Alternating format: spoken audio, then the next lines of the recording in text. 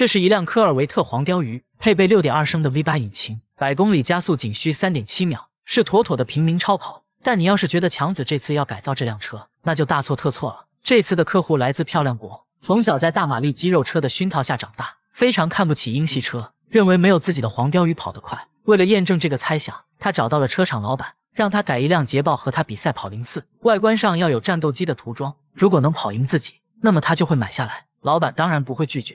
要知道捷豹成立于1922年，最初就是凭借赛车出名的。它和科尔维特的不同之处是，后者强调的是速度与力量，而这次要改装的捷豹既要有喷火式战斗机的优雅，还要有美式狂野风格，这几乎是一个不可能完成的挑战。不过在强子的字典里就没有不可能这3个字。两人收到任务后就回到工作室制定计划。图片里的这些捷豹跑完400米至少要15秒，反观一些肌肉车只需要7到8秒，这和捷豹主打安静和优雅的理念截然相反。为了打造出动力足够强劲的车子，两人决定寻找帮手，就是这位改车界的泥石流维克托。他是一个性格豪爽的墨西哥汉子，和强子的私交很不错。一行人见面没有墨迹，直接来到了一个废车场，里面有各种品牌、各种年代的报废车，几人像翻垃圾堆一样在里面乱逛。最后还是维克托眼尖，发现了一辆捷豹 XJS， 这辆车已经有70年历史了，感觉稍微碰一下就会散架。不过强子也没有其他选择，只能花3000英镑买下来。让人惊讶的是，它竟然还能发动。维克托提出和他的肌肉车比试一番，我本以为捷豹的表现应该不错，没想到只跑了50米就停了。看来他们这次的工程量巨大，几人合力把车子推到改装厂。强子觉得这次的改装会很顺利，可是中途发生的一件事，差点让几人丢了小命。这是强子改车最刺激的一次，他在对车体进行切割时，没有注意到上面的汽油管，结果被产生的火星瞬间点燃，大家吓得赶紧跑了出去。其实强子最初制定的改车计划很完美，一般不会出现这种状况。他们首先就是把车拆到只剩空壳，不需要原车的任何东西。第二步是造一个防滚架，把它与底盘连接在一起，保证车子的安全性。第三步是安装新的引擎，要想能和科尔维特比赛，一个马力够大的引擎必不可少。最后一步是造型设计，客户之前的要求是战斗机涂装，这并没有什么太高的技术性，所以强子没有放在心上。由于时间紧迫，在场的人都得出把力，不知道他们改装的车怎么样，反正拆车拆得非常快。随着上面的零件一个个被拆下，车子暴露的问题也越来越多，底盘上直接锈出了一个洞，而且强子还发现这辆车原本不是厂毛的，而是被人切出来的。由于后来做的防水措施不专业，直接导致底盘完全腐烂，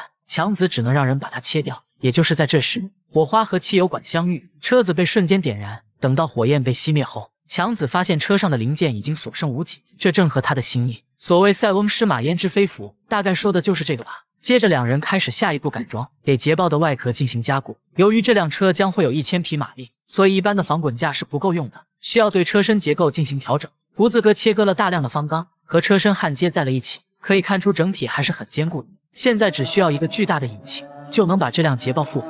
维克托给他们准备了3个选择，第一个是一台250毫升直列6缸引擎。这么说大家可能不太好理解，你们可以把气缸想象成驱动车子的一条腿，腿越多动力越强。不过当强子认为这台扭矩不足，放弃了这个选项。接下来是野马车上的现代引擎，这是一个动力十足的 V6 发动机，它更加现代化又高效，意味着能提供更强的动力。和上一个相比，它的6条腿更加粗壮，可强子依旧不满意，觉得还是缺少点什么。这是英式跑车和美式肌肉的终极对抗，也是一次新旧势力的大比拼。左边强子驾驶的是70年前的捷豹，而右边则是平民超跑科尔维特。他们现在要进行04竞速，究竟谁能更胜一筹呢？为了应对这场比赛，强子可是下足了功夫。上次维克托给他展示了2个引擎，都没有入他的法眼。可当他看到最后一个时，瞬间就被深深的吸引。这是一个 5.7 升 V8 引擎，8条腿同时运转，能提供700-800匹的马力。为了保证车子的性能，维克托特地托人定制了一台。这个引擎额外增加了1升的容量，动力方面没得说，唯一的不足就是安装太麻烦，上面的管路太多，任何地方都不能出错。现在眼看马上到了比赛日期，车子的发动机还没装好，强子索性让大家全员上阵，喷漆的喷漆，组装的组装。经过将近8个小时的忙活，才把基本的框架完成。他们对引擎进行测试，